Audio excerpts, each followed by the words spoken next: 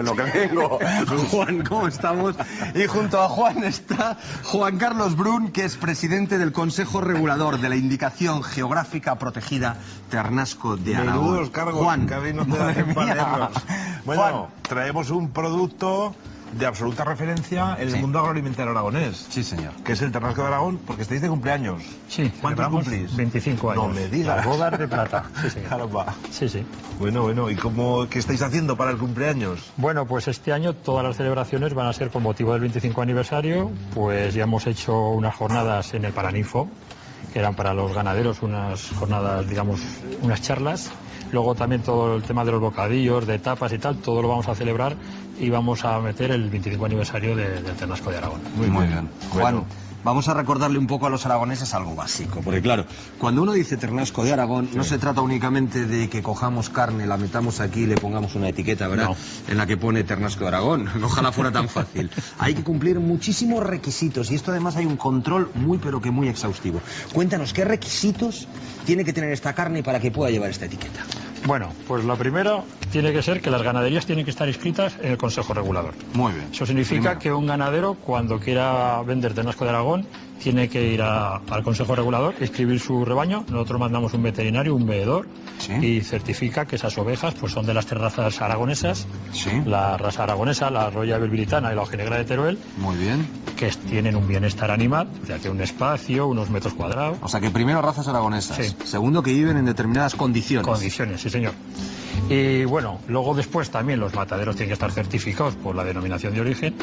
Y ya, bueno, pues dentro de todo este trabajo, luego además pues tienen que cumplir lo que es la edad, menos de 90 días, el peso. La alimentación es importantísima, ¿verdad? También. Es fundamental. Está muy controlado. A ver, el Consejo Regulador, las dos cosas principales que tiene como misión es la trazabilidad, controlar la trazabilidad, eso es el control total. La trazabilidad es el pues origen. Que nosotros controlamos, yo siempre pongo el ejemplo que yo como ganadero... Desde antes de nacer hasta el sacrificio. O sea, siempre se le va siguiendo al animal. En el momento que nace un animal...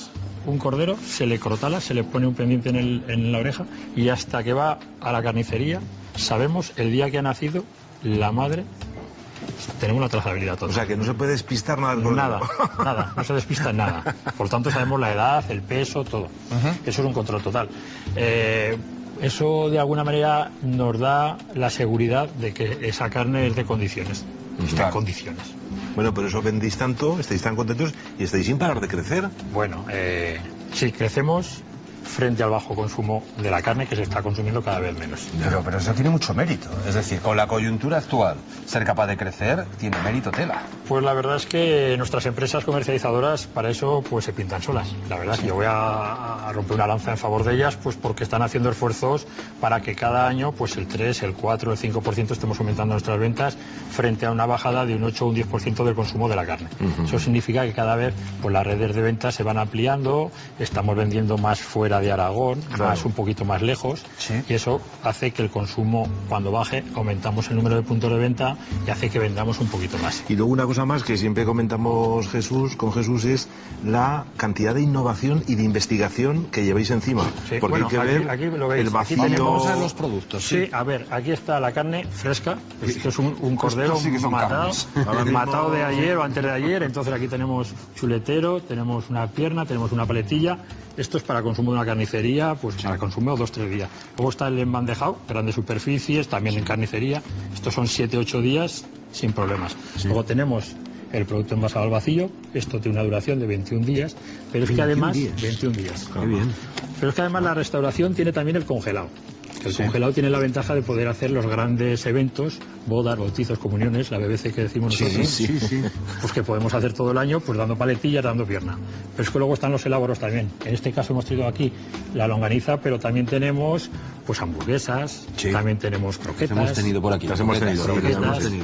Luego tenemos churrasquitos. Ahí también se está haciendo tenemos un trabajo tremendo. Bueno, se está haciendo pues todo lo que se puede pues para darle al consumidor pues todas las posibilidades que ya requiere. Oye, Juan, o uno de los dos, cualquiera de los dos, explicarnos un poco, vamos a aprender, vamos a hacer didáctica, porque yo cuando me enfrentaba a esta información decía, existe una cosa que es la indicación geográfica protegida y otra cosa que es la denominación de origen. Sí, la denominación de origen lo que determina y lo que clarifica es el origen. Muy bien. No una calidad, también un poco de calidad, también, porque hay certificaciones, pero la denominación de origen indica el origen. Y en el caso de la indicación geográfica protegida, quiere decir que en todo Aragón hay ternasco. Hay ternasco. Es una indicación geográfica protegida, es decir, hay ternasco de Aragón donde en Zaragoza, en Huesca y en Teruel. ¿Digo bien, presidente? Sí, esa es la diferencia. Sí. Y luego, si ya fuéramos un poco más estrictos, en la denominación de origen protegida, toda la estructura, todo se tiene que hacer dentro de una zona geográfica. Exacto. Y en la IGP, solo con que se haga una de las cosas, lo que es la transformación, o bien la matancilla, o bien el producto, la crianza, es suficiente. Muy bien, ¿y por dónde pasa el futuro? Porque la verdad es que hemos hecho muchísimas cosas. La industria se ha consolidado de una manera espectacular, la producción. Pero claro, ¿cuáles son los retos ahora? Pues yo digo que lo primero es conseguir que los ganaderos sigan queriendo ser ganaderos. Eso es fundamental. Sí, por ahí pasa el futuro. Eso es fundamental, sí. Que haya gente que se quiera incorporar, pero sobre todo los que estemos, que no nos queramos ir. Eso es fundamental. Para eso, pues necesitamos apoyo. Apoyo, en este caso, no vamos a pedir más dinero, sino, pues, de alguna manera, que el dinero esté bien repartido. Sí. Eso lo voy a pasar. Y luego también pasa, pues bueno, pues de alguna manera, para que todos estos productos tan buenos se consuman. Se puedan consumir. Como dice Jesús, que cuando vayamos al supermercado o a la tienda, a la carnicería, por poco más, digamos, es de Aragón, claro. Es ternasco de Aragón, y esa es... Nosotros hicimos una campaña que solo pedíamos que en esos grandes eventos que te gastas 60, 70, 80 euros, una boda, una comunión, pide ternasco de Aragón. Claro. Pide paletilla de ternasco de Aragón. De hecho, estaba intentando fijarnos un poquito en la etiqueta, ¿no? de la denominación de origen, porque esa es la que nos tenemos que empezar a acostumbrar todos a buscar. Y a mí se me estaba ocurriendo incluso esto de las uniones y de los vínculos, que ahora tenemos turismo, ¿no? Vienen gentes de toda España que llegan aquí por la Semana Santa y tenemos que darles ternasco para que empiecen a manejar este tipo de términos, y sobre todo cuando vayan a su tierra y digan, oye, qué rico el ternasco de Aragón, ¿verdad? Es que en los restaurantes de Aragón, yo creo que otra cosa es que la gente lo pida, pero tendrían que ofrecer el ternasco de Aragón, tenerlo en su carta. Luego la gente lo pedirá o no lo pedirá, pero que lo tengan. O sea, tú vas a Valencia y tienen o no tienen arroz, pero tú lo puedes pedir. Sí, señor. Una paella. Pues y hay que hacer mucha labor de divulgación. Yo hoy he comido con un periodista y 2 estrellas Michelin de Cantabria, y les hemos dado ternasco y han preguntado ¿qué es el ternasco? Y hay que explicárselo. Claro. Pues mira, es más que el lechal, menos que el cordero normal. Hay que explicar el sabor, y sobre todo la TA, ternasco de Aragón, que está en todas las canales, y esa es la manera. Eso es lo que se tiene que fijar. A ver. Lo que nosotros llamamos la cremallera. A ver si los compañeros nos pueden dar el detalle. Yo no me había dado cuenta, efectivamente. La carne tiene impresa la palabra tea, es lo que nosotros llamamos la cremallera. Tea. Y si te fijas aquí, fileteado. También en el fileteado está el TA. Tiene que aparecer también. Que ahí no te pueden dar entonces gato por liebre. No hay ningún trozo de la canal que no tenga la palabra tea, entonces, en todos. Hay que buscarlo, igual que hay que buscarla. Aquí también tienes la palabra tea. Pues Juan Carlos Brun, muchísimas gracias por haber estado con nosotros. A seguir siendo ganadero, por favor, que nos va mucho a todos en ello. La longaniza, la pierna, ¿cómo lo ves? La verdad es que esto es una duda terrible. La tentación vive aquí.